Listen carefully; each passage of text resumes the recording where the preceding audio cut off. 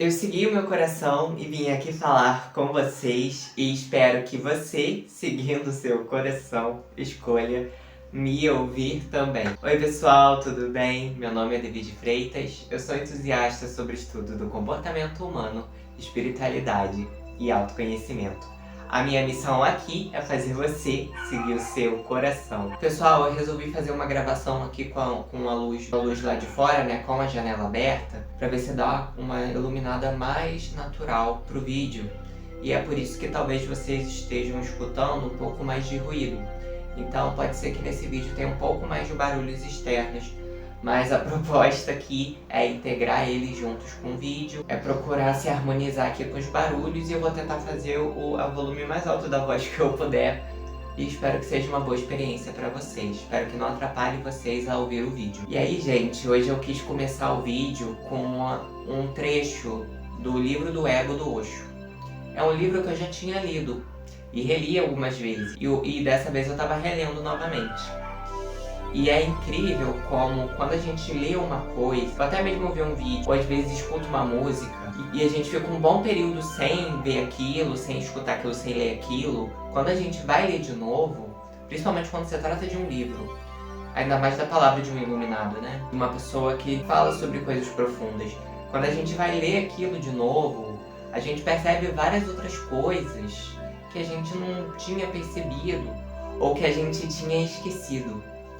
Então é muito incrível a capacidade que a gente tem de, às vezes, numa leitura que a gente já fez, poder encontrar coisas novas. É por isso que, por exemplo, o Osho falava que só existe o presente. Não tem como você repetir uma experiência.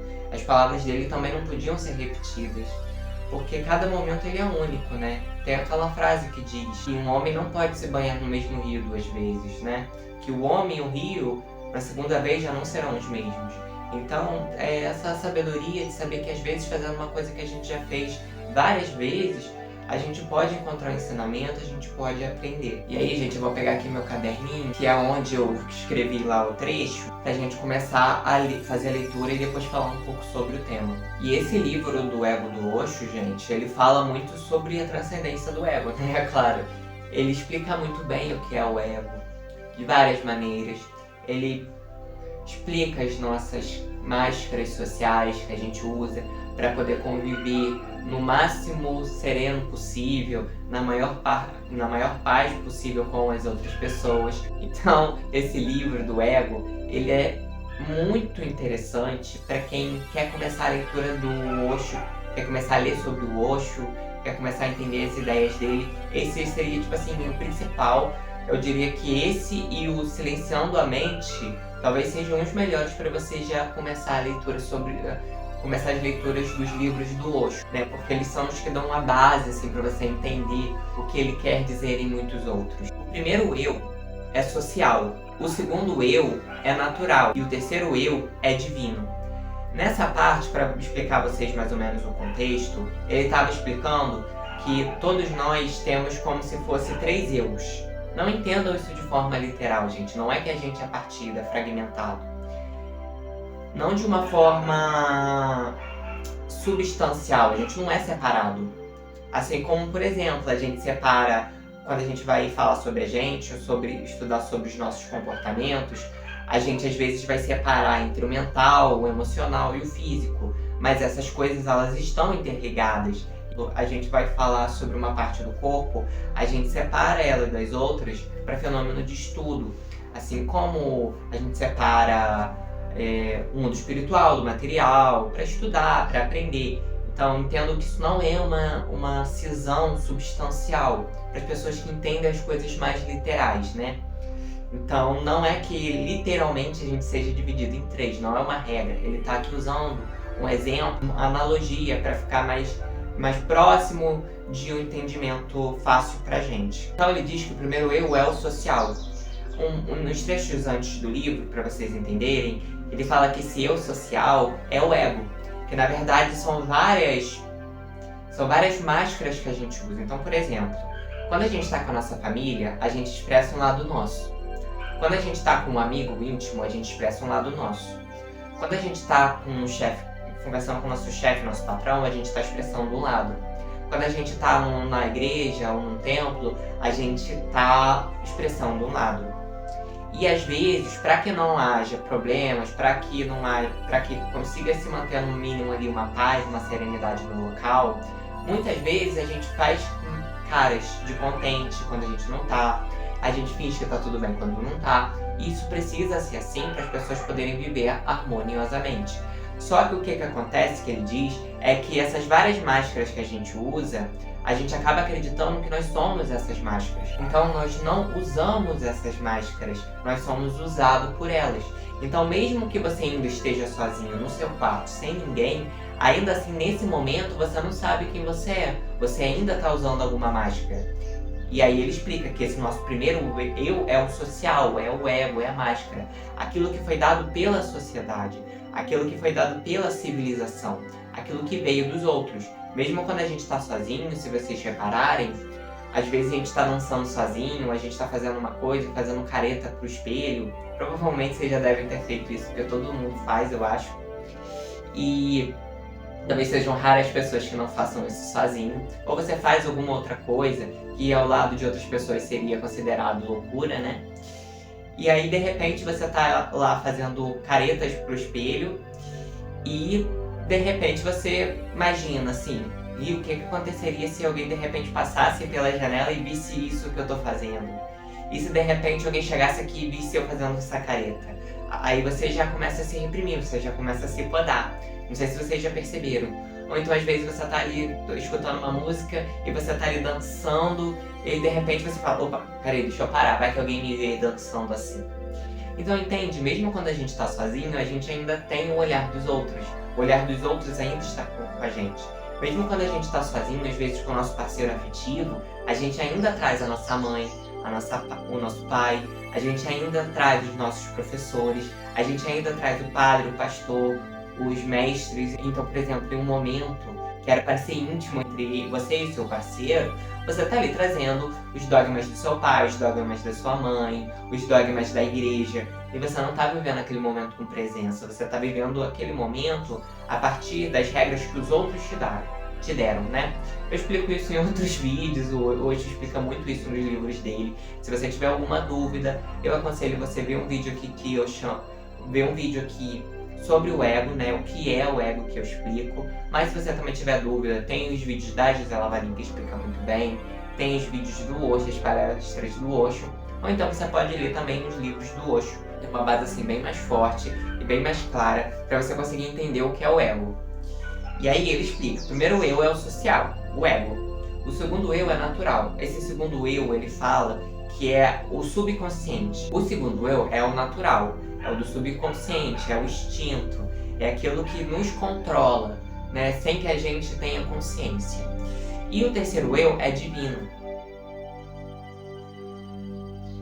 Então esse terceiro eu, para ficar mais claro em palavras, ele é a nossa essência. E é bom lembrar que eu não estou dizendo que o primeiro eu não é de todo útil. Se o terceiro eu existe, então o primeiro eu pode ser muito bem utilizado. Se o terceiro eu existe, então o segundo eu pode ser muito bem utilizado. Mas somente se o terceiro eu existir. Se o centro funciona bem, então a periferia também está boa. E a circunferência também está com bom funcionamento. Porém, sem o centro e apenas com a circunferência, é um tipo de morte. Então o que ele está explicando aqui é que o ego e o inconsciente não é que eles são inúteis. Eles vão ser úteis se você tiver o terceiro eu, que seria a essência. Ou seja, explicando aqui das minhas palavras. Se você tem o seu centro, se você sabe quem você é de verdade, se você se autoconhece, se você busca o ser, se você busca o verdadeiro eu, o primeiro e o segundo eu, ou seja, o ego e o inconsciente, eles vão ser ferramentas super necessárias, mas eles vão ser ferramentas. Você não vai parar no primeiro eu, o ego, e você não vai parar no segundo eu, o inconsciente. Você vai ir além. Então, por mais que você tenha ego, você vai saber que você não é o ego. É isso que importa. Não é se você usa ou não o ego. O ego ele é necessário, ele é útil e é por isso que ele existe. Tanto que o Osho, em outras vezes, quando ele fala do ego, ele diz que o ego é um mal necessário, então ele precisa existir. Ele diz, inclusive, que não é bom que, por exemplo, uma criança ela nasça sem ego. É importante essa formação do ego na criança, para depois ela poder se desidentificar. Porque é através do ego que a gente tem um contraste, que a gente tem um oposto, um negativo, digamos assim, o falso, para a gente encontrar o verdadeiro. Então o ego é uma ótima ferramenta para, através da nossa caminhada, a gente poder encontrar o que realmente nós somos e se conectar nos conectar com a nossa própria essência. E aí ele continua. É o que aconteceu com o homem. É por isso que no Ocidente, tantos pensadores acham que a vida não tem sentido. Eu quero que vocês prestem mais atenção, mais presente, que vocês puderem ficar para escutar isso que eu estou dizendo. Não porque eu estou falando, mas porque são as palavras do Osho, porque são extremamente profundas. Vou repetir. É por isso que no Ocidente, tantos pensadores acham que a vida não tem sentido. Ela não é sem sentido. A questão é que o homem perdeu o contato com a fonte de onde vem o sentido. É como se uma árvore tivesse perdido o contato com as suas próprias raízes. Olha que profundo. Agora não nasce nenhuma flor. Agora a folhagem começa a desaparecer. As folhas caem e não nasce nenhuma nova. E o suco para de fluir. A seiva não existe mais. A árvore fica moribunda. A árvore está morrendo. E a árvore pode começar a filosofar. A árvore pode tornar-se existencialista, um Sartre ou outra pessoa. E pode começar a dizer que não há flores na vida. Que a vida não tem flores, que não há aroma, que não há pássaros. E a árvore pode até começar a dizer que sempre foi assim, e que os antigos apenas se iludiram de que havia flores, apenas imaginaram que elas existiam. Sempre foi assim. A primavera nunca chegou. As pessoas apenas fantasiaram. Esses Budas simplesmente imaginam. Fantasiam que as flores desabrocham, que existe uma grande alegria e que os pássaros vêm na luz do sol. Não há nada. Tudo é escuridão. Tudo é obra do acaso. E não há nenhum sentido. A árvore pode dizer isso. E a questão não é o fato de não haver sentido, de não haver mais flores, de as flores não existirem, de o aroma ser uma fantasia, mas a simples realidade de que a árvore perdeu contato com as próprias raízes. A menos que esteja enraizada em seu estado de Buda, a pessoa não vai desabrochar, não vai cantar, não vai saber o que é celebração. E como é possível conhecer Deus sem conhecer a celebração? Se a pessoa esqueceu como dançar, como é que pode rezar? Se a pessoa esqueceu como cantar e como amar, então Deus está morto. Não que Deus esteja morto. Deus está morto dentro da pessoa, apenas nela. Sua árvore está seca, a seiva desapareceu. Ela vai ter que encontrar as raízes novamente. Onde encontrar essas raízes? As raízes têm de ser encontradas aqui e agora.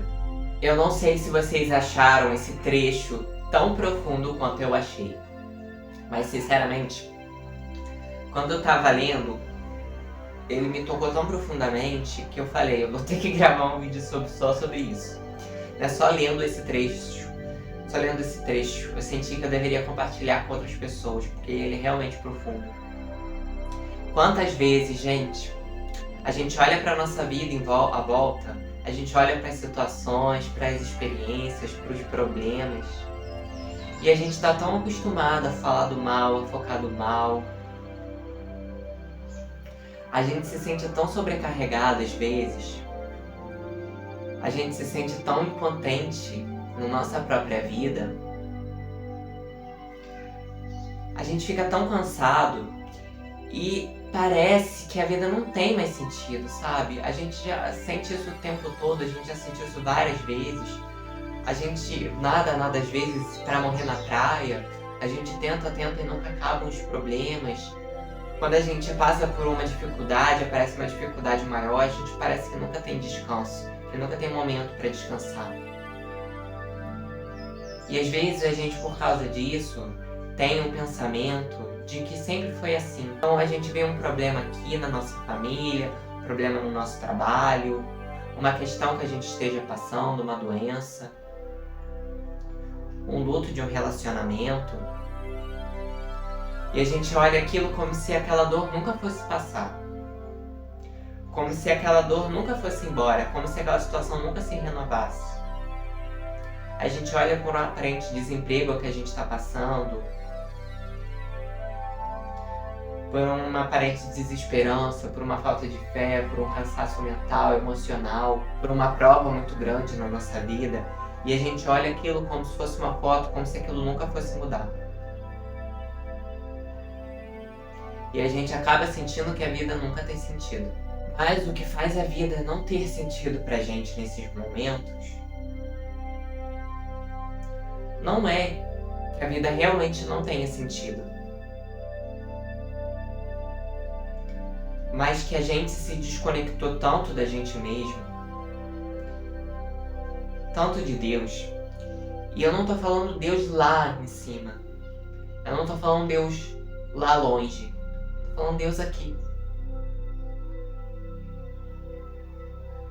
Porque Deus está mais perto do que a gente imagina. Então a gente se desconectou da gente mesmo. A gente se desconectou de Deus. E aí quando a gente olha para a realidade, a gente vê muita tristeza, a gente vê muita dor, a gente só vê causa, a gente não vê ordem nenhuma. Parece que simplesmente Deus abandonou a gente aqui nesse planeta e que não existe lei nenhuma, que todos podem fazer o que quiser. E que errado é a gente que pensa em tentar melhorar, que pensa em tentar fazer o melhor, que tenta em seguir o bem, seguir as leis divinas. Porque todo mundo aparentemente faz o mal e ninguém sofre por isso. Só que essa nossa visão, gente, quando a gente vê assim, ela tá nublada, muitas vezes, pela nossa raiva, pela nossa revolta, por um medo muito grande.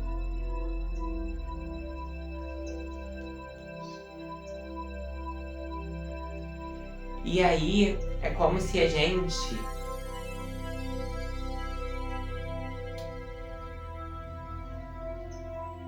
fosse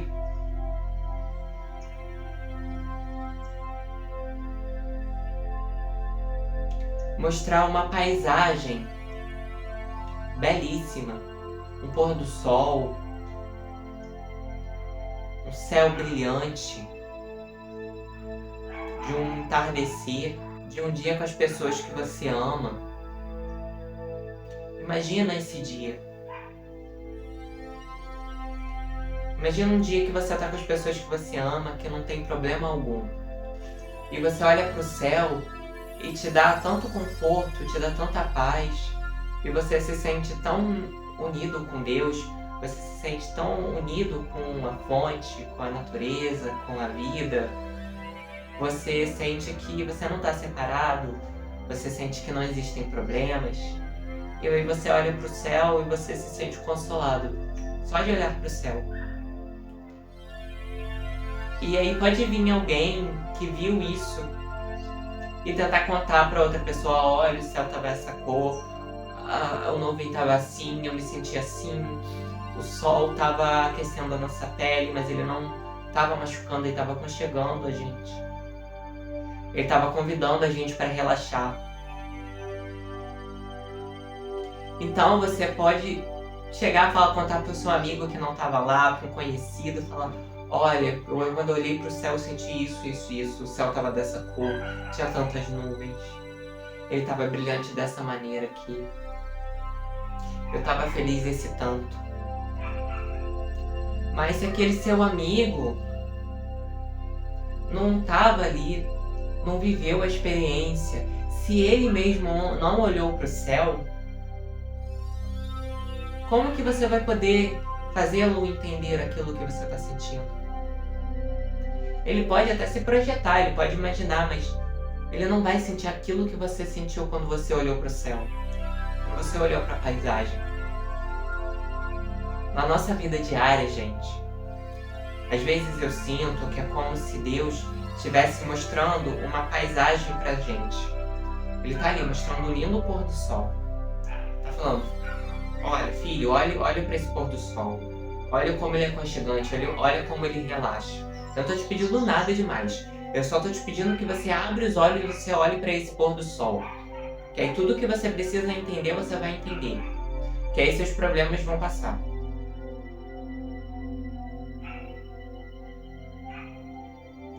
E eu sinto que na maioria das vezes a gente insiste em manter os olhos fechados.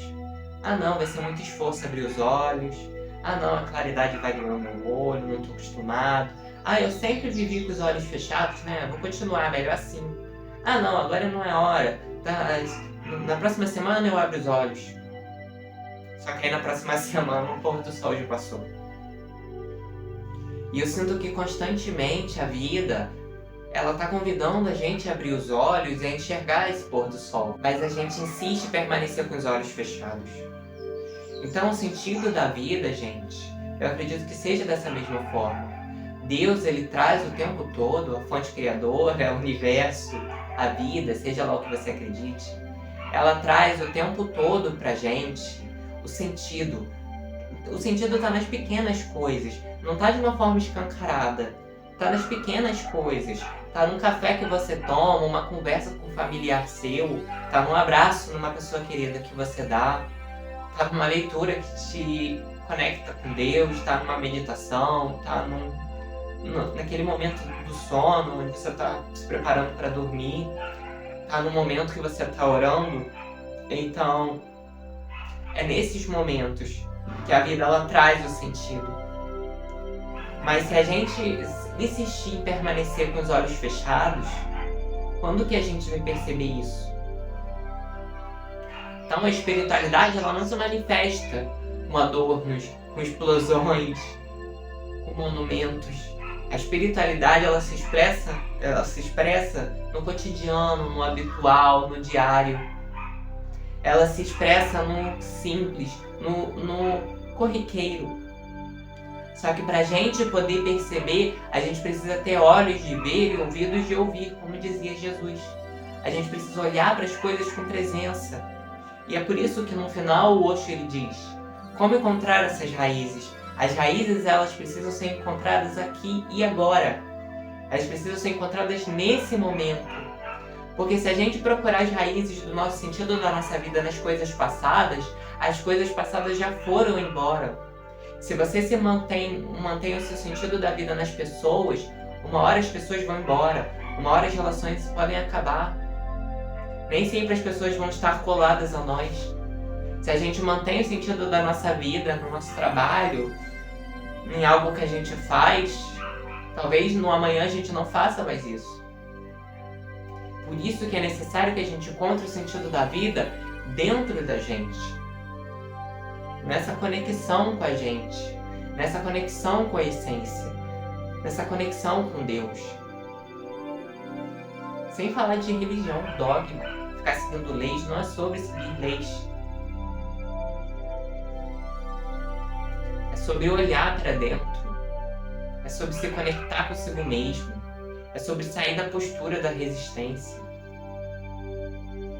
é sobre amar, de entrega. Só isso que é necessário. E a gente percebe que a única resistência que a gente tem feito e que é o que tem atrapalhado a gente a se conectar com a gente mesmo, com a fonte criadora, é essa resistência em manter os olhos fechados. Essa resistência em ficar assim, cerrado. Não quero ver. Tenho medo do que vai acontecer. Eu não confio o suficiente, eu quero ficar aqui de olhos fechados. Não quero ver o pôr do sol. Não quero ver o sentido da vida. Quero ficar aqui na minha miopia. Quero ficar aqui na minha cegueira. Eu não quero ver. Às vezes a gente pede, né, pra vida, me mostra o que é certo, me mostra o caminho, me mostra o que eu tenho que fazer. Só que quando a gente tá ali na oportunidade de ver, a gente fecha os olhos. Não quero ver, deixa pra depois, eu tô com medo. Vamos deixar, não tem problema, eu faço depois, empurro com a barriga. Vamos jogar lá pra próxima existência. Ia tá aí na nossa mão, no aqui e agora, na presença. Então, quando às vezes a gente tá sem sentido na vida, quando a gente sente que o sentido da vida se esgotou, que a vida é só dor, é só sofrimento, a gente precisa parar tudo que a gente está fazendo, quando possível. A gente precisa entrar num cantinho aconchegante, se for possível, olhar para dentro. Pode ser no chuveiro, pode ser no banheiro, pode ser no quarto, pode ser na varanda, pode ser onde quiser. Fica sozinho. Feche os olhos. Se sua mente começar a tagarelar, deixa ela falar. Percebe o que seu coração está falando. Lembra do amparo que você sempre está tendo. De que Deus sempre está cuidando de você, que Deus sempre está te observando. E como dizia o Osho, que não é uma questão de ser perfeito, é uma questão de ser espontâneo. Mas para que você consiga ser espontâneo, você precisa aprender a olhar para dentro e a se desligar de todas as regras,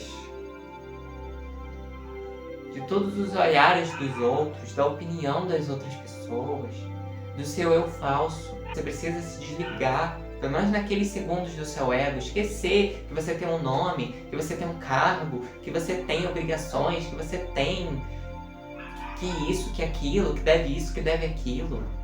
Claro que você não vai fazer isso, você não vai postergar demais, você não vai esquecer das suas obrigações. Que você vai deixar de se planejar. Mas naquele segundo, se você já fez tudo o que você precisava naquele momento, e você pode parar por alguns segundos, por alguns minutos, olha para dentro, fecha os olhos, se reconecta com você, percebe o que seu coração está falando para você, porque é através de você se reconectar com essas raízes internas é que o sentido da vida se abre para você. Enquanto a gente espera procurar achar o sentido da vida em coisas externas, no trabalho, no sucesso, no financeiro, no amor, não quer dizer que essas coisas não sejam boas. Elas são boas, elas são incríveis. Que a gente não negue essas coisas pra gente mesmo. Mas a gente tem que perceber que, embora sejam boas, elas são uma coisa à parte e que a gente precisa achar o sentido da vida quando a gente fecha os olhos e olha para dentro. Porque no momento de adversidade, no momento onde a gente não tiver sucesso, no momento onde as coisas não parecerem boas, no momento onde está todo mundo ali, aparentemente passando só nos próprios problemas e não tem ninguém para te olhar, para te dar a mão, para te consolar, nesse momento, você vai precisar olhar para dentro e você vai precisar encontrar sentido na vida. Então é mais fácil que a gente comece agora. Porque se num momento aparentemente bom, ou mais ou menos, a gente consegue fechar os olhos e olhar para dentro e perceber que a vida tem sentido, que a vida tem beleza, que se a gente tiver atenção, tem beleza, amor e riso, como dizia o Osho, em todo lugar, a gente em momentos de mais sofrimento, de mais solidão, o que vai impedir a gente de fechar os olhos, olhar para dentro e perceber o sentido daquele momento?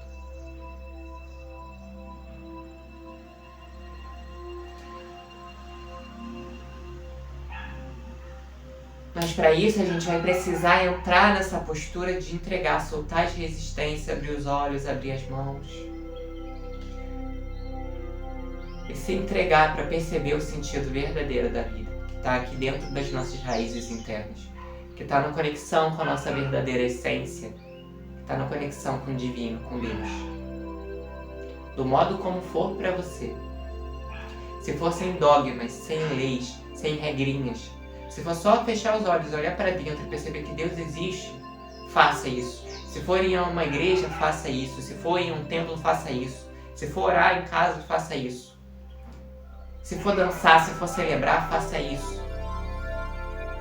Mas faça isso com presença, faça isso com amor. Faça isso com extremo respeito a tudo e a todos. Assim você consegue se conectar consigo mesmo e você consegue encontrar finalmente o sentido da sua própria vida. Assim, pessoal, vou encerrando o vídeo por aqui. Espero que vocês tenham gostado do tema de hoje. Espero que tenha tocado o coração de vocês, que as palavras do Osho e que um pouco das minhas palavras possam ter tocado vocês e possam ter aliviado um pouco as suas dores. Lembre-se que tá tudo bem sempre. Até os próximos vídeos, pessoal, e eu vou ficando por aqui.